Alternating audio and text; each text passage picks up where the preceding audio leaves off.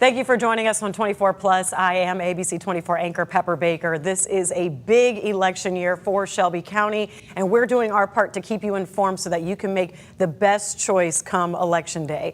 And one of the biggest races that's going to be on the ballot come May 5th is the race for Shelby County Mayor. We've been profiling all the candidates, and here at the table with me now is Memphis businessman Rusty Qualls. Mr. Qualls, thank you so much for being here. Is businessman the right term to use for you?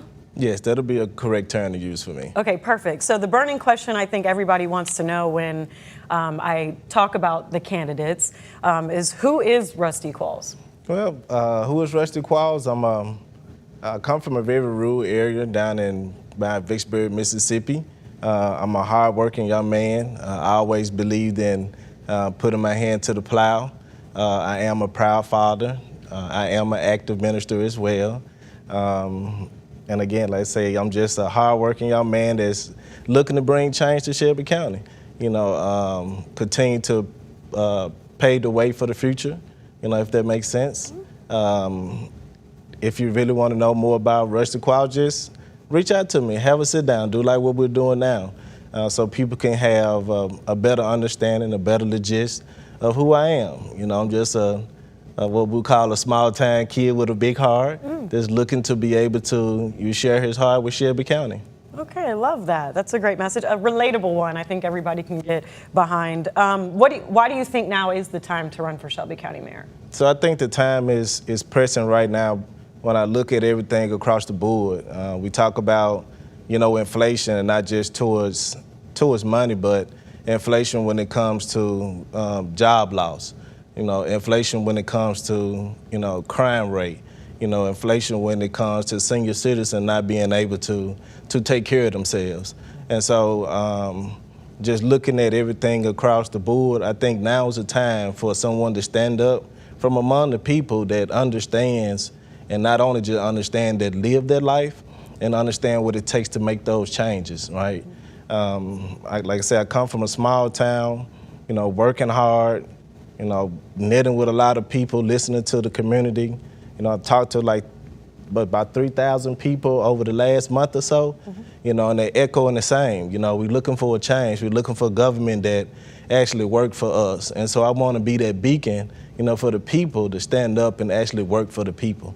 Okay, yeah, we'll get into the specifics, but a great start here. So you are from Mississippi, the town exactly?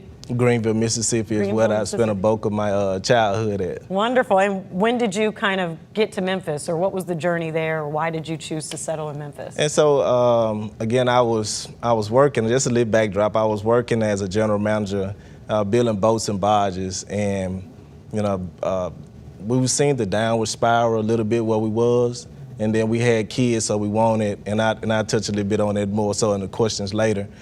We had started having kids, and so we wanted to our kids to have a better education, a better start than we did. And so my wife, that's not only my timekeeper, but that's who I listen to the most out of, just about everybody. And she said it's time for a change. And we just tried Memphis, Tennessee, and Memphis was great to us.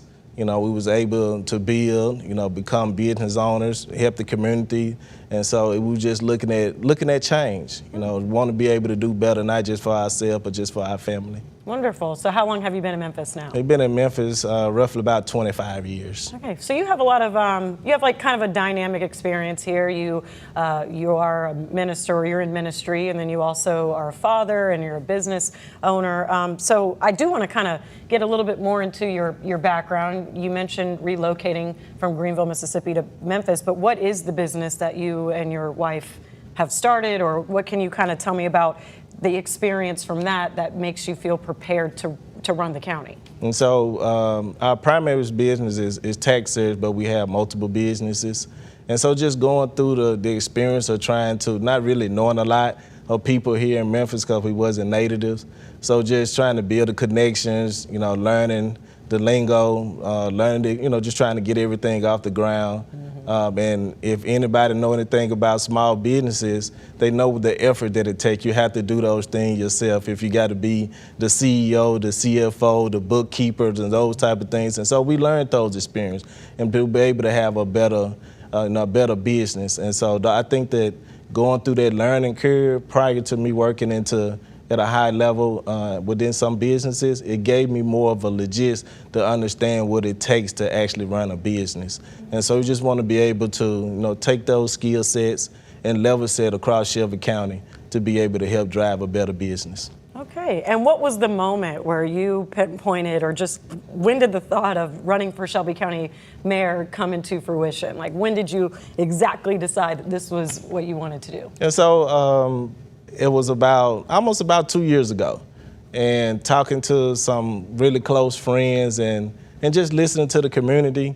They say, oh, I think you'll be a great fit. And I sat back, I chewed on it, I regurgitated, right? Reprocessed it, talked it over with the family, see how did they feel about it. Especially my wife, because this is a lot of exposure coming from the private sector. And so just having that real moment was when I was talking to a young group of teens, and they really said something that really piqued my interest and said that the government or the people really don't care about us. And so I just wanted to be able to step up and continue to show them that there is somebody here, that really care about you and really ready to make those sacrifices. Like I said, me and my family, we already talked about, we understand it's a big sacrifice. And then my wife understands sometimes, like, if I may say, like a dog on the bone. And I get so focused on just the task at hand and to, I be in a whole separate world, but there's nothing wrong that I want to be able to make sure that I'm able to execute on what I'm trying to deliver for the person that I'm trying to help. Yeah. And so it was just the things that I was hearing from the active youth, doing the mentorship and talking to them and, some of the elderly people and mid-age people too.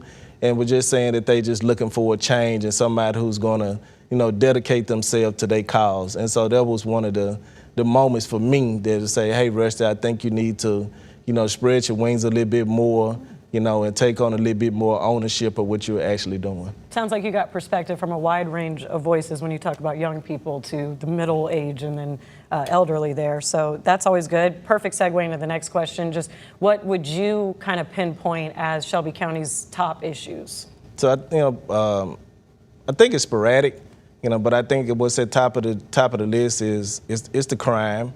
And I understand what that stems from, but that's education and having something to do, reform, being proactive. And I think there's something that I always been doing, being proactive, get into the community to sort of help drive some of that down from a different cause. Again, like coming from the private sector is a little different. All those things that you don't do in front of a camera, you don't do when people are applauding you. And so that's, just looking at and talking to like some of the people like repeat offenders, talking to them and, trying to help them so they won't go back out into the community and doing those type of things. And so I think being proactive instead of being reactive to a lot of the things that's happening within Shelby County and the surrounding areas would be a whole lot better if we focus on trying to drive the crime down, but having something else for them to be able to do. It's kind of hard, and I talk to a lot of people and I help a lot of people. It's kind of hard when you have something on your background and you want to be able to have a decent job to try to provide for your family. Mm-hmm. And so looking at, and I just, they call it keeping it real. Mm-hmm. And they say, I got to feed my family, and not trying to justify those type of things, but we have to be proactive before they make those decisions to be a repeat offender or to be a first-time offender to go out and do those things. We have to be, the bridge to build that gap to allow them to be able to help take care of themselves. Yeah, so you did mention crime here. So I've been in Memphis now 3 years, and that's always seemingly made the headlines in the news market here is crime. And now, even more so than ever, the Memphis Safe Task Force is in town. Mm-hmm. So, what are your thoughts? The current county mayor was very vocal about his opposition against the Memphis Safe Task Force in town. Mm-hmm. What are your thoughts about this federal partnership and how they've kind of come into Shelby County or Memphis in particular? Just what are your thoughts on just having that law enforcement presence on the streets? Yes, let me say this first. I think it should have been a better partnership before we got to the point to where we was, because everybody was already conscious of what was going to happen when it came to the task force. And so I think it should have been better partnership between the federal and the local level to understand what was actually coming. Do I agree with, some of the target areas that they're in? No. Do I find sympathy and empathy for the people that are saying, we love them, we can get out and shop, we can do those type of things? Absolutely. But I just think it should have been better partnership, better awareness on what was coming into our county. And that way I think we could have, handled the situation a lot better before it spilled over into our communities the way that it is. So I just think it should have been better partnership. Okay. So would you say that you would have an emphasis on collaboration in a way that kind of, I guess the wording would be just works in favor for everybody? For everybody. Okay. For everybody. Okay, fair point. So one big thing I think the next county mayor is going to have on their plate is whether or not a new jail, a new 201 Poplar is going to be top of mind. Mm-hmm. Or a priority. What are your thoughts on a new 201 Poplar? Should the jail just be a repurposed building that already exists? Have you given any thought to how you would tackle a new jail? So much thought. I'm sure. So much thought. And like I said, I like to be transparent.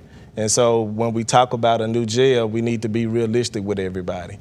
And so looking at that, that's a 10-year, maybe 12, 15-year window to be able to gain the revenue to be able to do that. I would like to see it repurposed instead of trying to, come up from scratch and try to come up with different type of funnels to be able to get revenue to build those. But I would be in favor of, repurpose it. I think we have enough surrounding partners that will hold some of the inmates until we get it back up to speed. Right, and I think doing repurpose, I think it costs less to go up than out, right? Yeah. And so I think that if we repurpose it and go up with it and make those true investments, and again, as I done looked at just about every piece of documentation that's public source, and when you look at our securities, some of those bonds are not coming to full maturity. We're cashing them out just a little bit early. And I think if we let some of those come to maturity, then we should be able to focus on some of the things or put those at priority to be able to get those things resolved for Shelby County. Okay, you are a numbers man having to deal with business, and a business that is kind of rooted in finance as well. So I'm sure you have good perspective on that. Let's talk about economic development, since we are on this kind of just section of what your investment or priorities would be in development. What are your strategies on bringing businesses to Memphis and Shelby County? And is all business good business? Is all money good money, or are there some that you would maybe shy away from? And so, again, we have to be able to show the blueprint when we bring in or soliciting business to come to Shelby County. We have to be able to show them that this is a place that has plenty of opportunity and growth. And so we have to come together to be able to showcase that outside of crime, right? Because businesses take a look at that too before they want to bring that into Shelby County. And, to answer your question, is all money good money? No, it's not. Because when I look at that, and I worked in logistics for over 20-some years too prior, on top of still running my business. So I got a chance to be able to see what some of the business does when it comes to active youth and some of the people that actually work there too. And so when we look at are they invested? Are you going to pull within 10 years, or do your business plan meet the needs of the community or the people that actually reside here? Are y'all going to create programs to be able to further help in their education? Do they really have the best interests at heart, or are they just looking for a cheap piece of land? I just be honest, right? I may get slapped on the wrist for this, but it's fine. You say keep it real. Are they just looking for a cheap piece of land, and they're looking for cheap labor? And like I say, I worked in logistics for a while, and I have seen, people underpaid and people underdeveloped. We call it coming across, receiving a diploma, coming straight into the workforce. And a lot of people just didn't have the adequate skills to be able to maintain just the basic skills.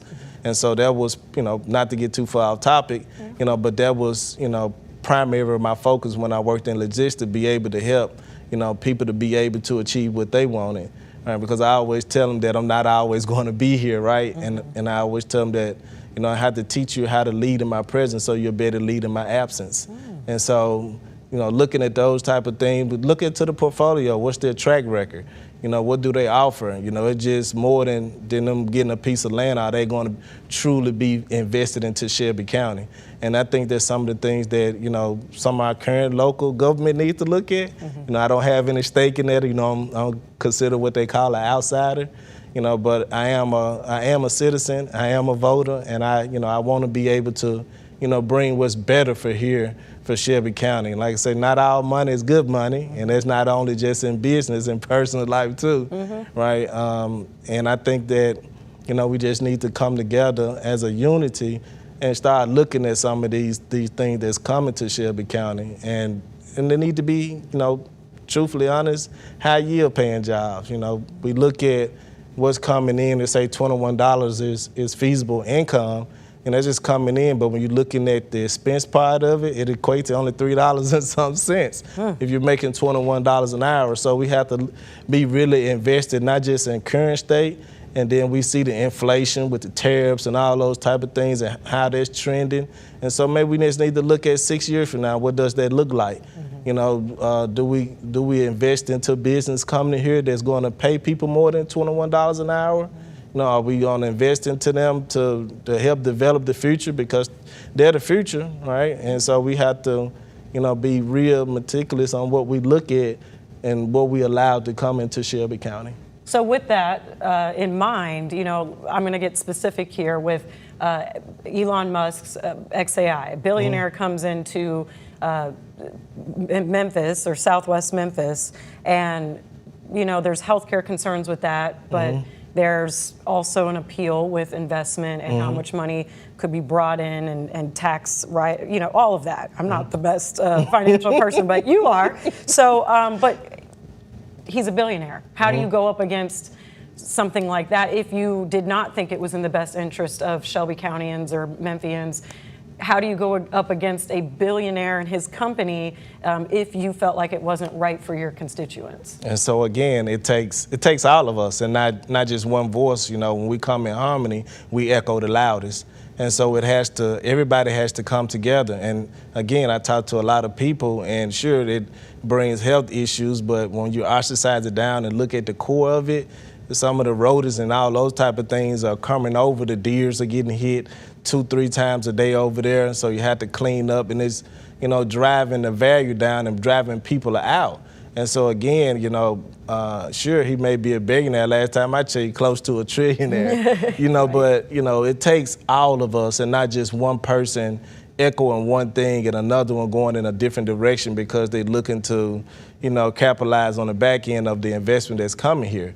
And so we have to, again, all of us have to stand up and talk together, go over into the community. I'm over there, so you have to go over there and talk to them and hear some of their heartfelt messages. And we make the decision on what comes to Shelby County, and we have to stand up together, and that's the only way we're going to be able to build a brighter future. Okay, so you do talk about, coming together, all standing in one, but there's been some tension between the current mayor's office and other governing bodies with the commission, as well. So how would you describe your ability to bring people together? Do you have successful partnerships with other elected leaders or other governing bodies within Shelby County? Only just a few. And again, I think that's built over time. And then we have to be able to understand it's not me against you or you against me. We have to come together to be able to build a brighter, Shelby County. And we have to, put our own differences aside because we're not the only one affected by it. We look at all the way down. There's some child that, just may be sitting at home watching this right here. He may be affected by it too. And so we had to put those things aside in order to work together to be able to bring a better Shelby County.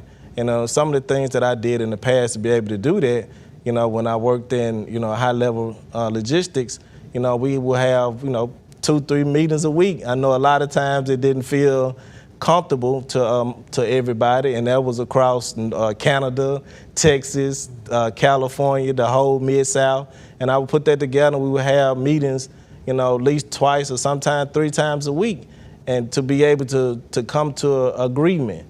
Because, and I understand the pushback between the current mayor and some of the other individuals, but it's a bigger picture other than that, because lives are impacted by that.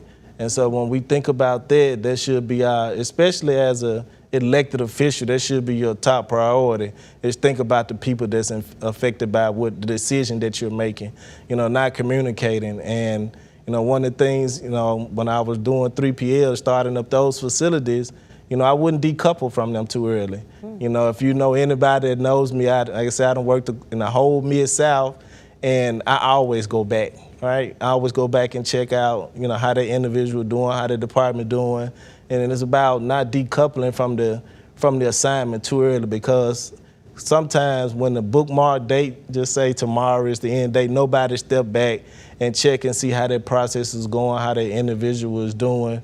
And so I always go back to make sure, they still trending north, and if they need any type of support, then I'm always willing to help give the support.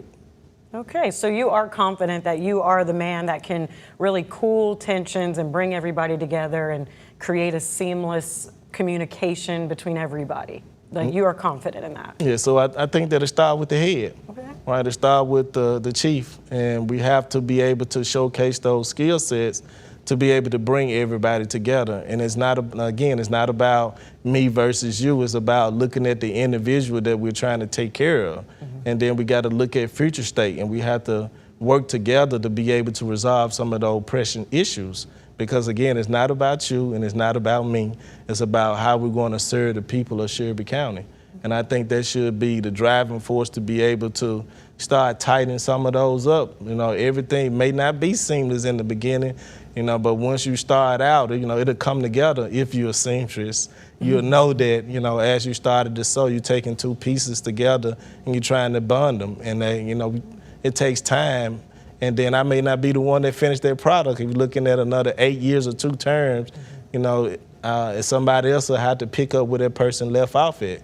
And then, but it's about starting the right way, changing the direction, and coming together as a unit to be able to take care of Shelby County. All right. And you talk about talking with young people as well. So I do want to touch on education because that was another issue you also emphasized in the beginning of this interview. So education in Shelby County, what would you kind of say where the status of it is right now, or what's the state of Shelby County education, and how would you move the needle forward or improve it or change anything about it? And so I look at the current state because I still have kids that's in school. But I would say about that is that some of the teachers need to be paid a little bit more. I would say that as primary, because they're the one that toting our kids' futures into their hands. And then we need to be more innovative, have more of an active listening. I was just talking to a Latino community the other day, and they was talking about translation. And they didn't have a lot of people that can translate between the teacher and the person that was in the school, but she still graduated, ahead of her time. And she just talked about the large gap of opportunity within the school to be able for her to understand, or the teacher to understand what she's trying to convey back to her. And so I think it's about, being more sporadic and not just driving down and say, hey, this is what we need to do for education. We need to be more actively listening to the people that's actually there inside the facility and be able to give them what they need to help to drive the kids towards the future. Right? We need to be able to invest, and I don't mean to get too far off topic. So I look at the securities, and we had a bond that became maturity this year. Well, last year, around in August, and then we went back in on it and took a partial. Now that security is almost 10 years out. And so if we would have, let that came to full maturity, then some of the innovation could have came to Shelby County, a better pay grade towards the kids, and for the teachers could have came to Shelby County. We could have utilized those proper statements to be able to bring forward the things what the community is asking for. Wow. That's what we could have done. Okay, yeah, and you're a businessman, again, a finance guy, so you clearly are speaking to your strengths here. I want to also touch on bringing families to Shelby County and recruitment, because we are losing people and they're moving out and the population's declining. So what are kind of your strategies around making Shelby County a desirable place to live? And so it all started with the story, right? I'm a really good example of it. And I was telling my wife, I said, I may answer that question. She said, you're going to say that? And I love being transparent because that's who I am. I remember when we first moved here, I had $125 in my pocket. Wow. We moved here on a dream. I put my head down, I grew myself, developed myself. We worked. We did co-parenting to make sure that the kids always had somebody at home. And I can say today, we're a proud business owner.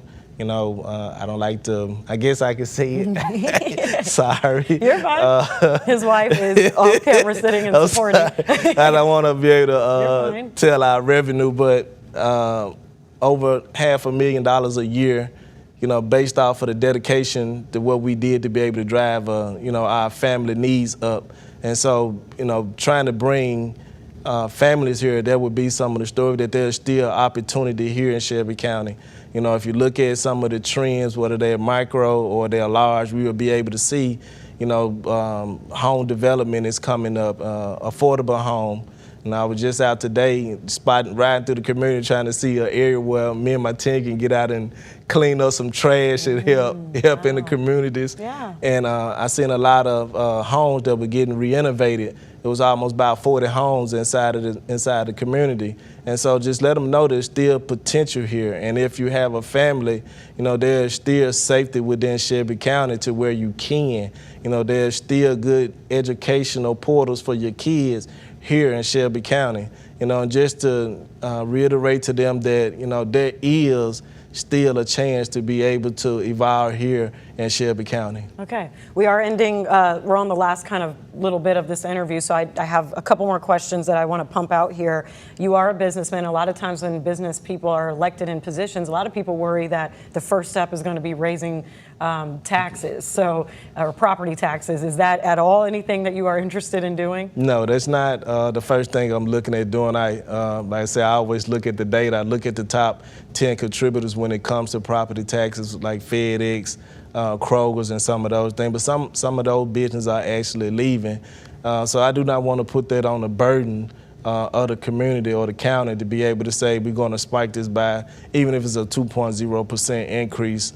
You know, it's sort of devastating on the pockets of the Shelby County, especially when you look at, like, say, the things that's happening. And I think we went in the grocery store the other day, me and my wife, and just looking at a bag of chips was almost $3 and something. I come from a 25-cent era. You're not lying. And so I'm not looking to, add burden towards that. And I seen some of the partner mayors within Shelby County is looking at, going in a different direction. And again, like I say, I think it's just pulling everybody in the same room and seeing what's actually worked best, even if it's in Memphis or it's in Bartlett and Cordova, and say, hey, what's actually working for you? And then we can try to apply that unilateral across the board. Okay. And not just, jumping straight to jumping up property taxes and those type of things. It's not the first thing on my wheelhouse. Okay, I think a lot of people would be relieved to hear that. Last two questions, and the first one of the two, your fundraising efforts and any endorsements that you can share with us. And so fundraising is, I had to wait because I didn't want to jump the gun and just start asking people, for money. Mm-hmm. I wanted to make sure that all my administration was buttoned up, make sure that I was going to be on the ballot, and I wanted to make sure everything was, concrete and solid. And so we'll pick up, our fundraising a little bit more, next month. And PACs, I haven't really accepted any because I look at, like I said, I look at the data, I look at the key factors. If an organization, I just use for example, the 501c3 has gotten, $800,000 to be able to help fund the community, then I just don't think it's fitting for me to circle back and get a $8,200, pack from them or $2,500 pack from them, and then say this is what I'm standing up in the community for, just to place a sign and those type of things. And I just, just share a little bit about that. A couple of months ago, some of my campaign advisors was pushing, you need more signs, you need more, literature out. And we did, and a lot of those mysteriously disappeared, went away. And so, they was like, well, you need them, get them back state. And I was coming up to a community from a real good friend of mine. And like I told my advisor, I think it's more fitting, because we knew that it was going to be about 500 or 600 kids there. I think it's more fitting for me to be able to go out and feed the community, because I understand what it's like. It may be their child first or last meal for the day. And so just taking those things to help drive a better community instead of just, passing out T-shirts with my face on it and, staking more signs and things like that. And so, but to answer your question in short, I haven't accepted any PACs. I got a couple of them sitting in my emails asking me, do I want to take on a PAC? But right now, I'm not looking to, take on in, because I want to be able to be who I need to be for Shelby County without, a chain of ball tied to me saying, well, I gave you $8,000 and, this is my expectation from you or something like this. So I just want to be able to be, continue to run a clean campaign, all the way up into office and be able to step into what Shelby County actually need me to do for the people versus somebody that gave me a pack to say, now we need you to do what we need you to do. It's a humble approach, and it may take you very far. It's far different than some of our other candidates for this race. But lastly here, what makes you the better choice over the other candidates? Why do you think that what sets you apart from them and makes you just the man for the job? And so I chewed on that a lot when I seen it. What makes me different, I'm not a traditional politician. I don't have any of those connections towards them. So the people is really, my focus point. And I think that what makes a world of difference, like I said, I talked about my heart when it comes to the people and want to be able to help the people out. And I'm no discredit to anybody else. For me, it's not about a popularity show. It's not about, putting on this big old event for somebody to see and say, oh, well, it's not about that for me. It's about the grit. It's about the grind. And that's what I'm about for Shelby County. And I think I think that's what separates me from and I understand I may be the lowest man on the totem pole, as they call it, but who knows? God has his perfect will. Again, like I said, I'm a minister, so I have a high level of faith when it comes to that. And again, I think that's what separates me, from the other candidates that want to be able to do this without having an official title already. Okay, well said there, Mr. Qualls. Thank you so much for coming in, and I hope our viewers have a little bit more understanding of who you are and maybe get on board with supporting you as well. But thank you for watching. We are going to continue profiling key races. The elections are coming up. Early voting begins April 16th, and the primaries for Shelby County begin May 5th.